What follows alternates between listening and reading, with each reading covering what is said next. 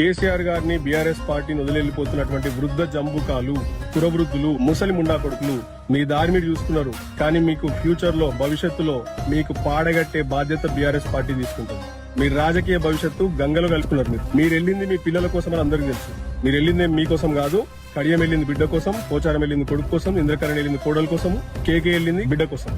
మీ కొడుకులు, మీ బిడ్డలు గల్లంత అవడం ఖాయం రాజకీయాల్లో. మీకు తెలుసో తెలియక తెలియక పనికిమాలిన నిర్ణయం, చెత్త నిర్ణయం తీసుకున్నారు. ఆ సన్నాసి గుంపు మేస్త్రిని నమ్మిండు. ఆ రెండ ముఖ్యమంత్రి ఆ గుంపు మేస్త్రి సన్నాసి 420 పచ్చి అబద్ధపు హామీలు ఇచ్చిండు. ఆ హామీని నెరవేర్చలేక ప్రజలే రేపు చెప్పులతో సమాధానం చెప్తారు. ఉరికించుకుంటా గుడ్డలు తీసి కొడతారు రేపు. మరి వాళ్లతో పాటు మీరు కూడా దెబ్బలు తినడానికి సిద్ధమయ్యి వెళ్ళారు కదా. మీకు కూడా భరిత పూజ ఖాయం. ఏం మనుషులు రా భయ్, నాకు అర్థం కాదు. అన్నం తింటురా, పెండ తింటురా. 75 ఏళ్ళు 80 ఏళ్ళు ఉన్నాయి ముసలిళ్ళకి ఒక్కొక్కరిని. ఏం తక్కువ చేసిండ్రా మీ కేసీఆర్ గారు? ఒకరికి 10 ఏళ్ళు మంత్రి నిర్మలోనికి, ఈ బాన్స్వాడవానికి 5 ఏళ్ళు